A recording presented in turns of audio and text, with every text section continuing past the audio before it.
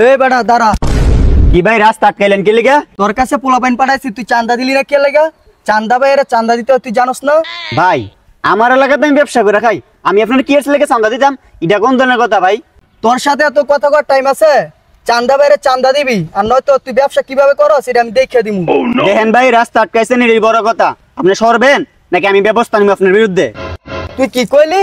চান্দা ভাইয়ের ডর দাস? এই বেটা আইতে ক কারে নিয়ে আবি, নিয়ে আয়। চান্দা ভাইয়েরা চান্দা দিবি না, তুই কারে ফোন দিবি? ফোন দে।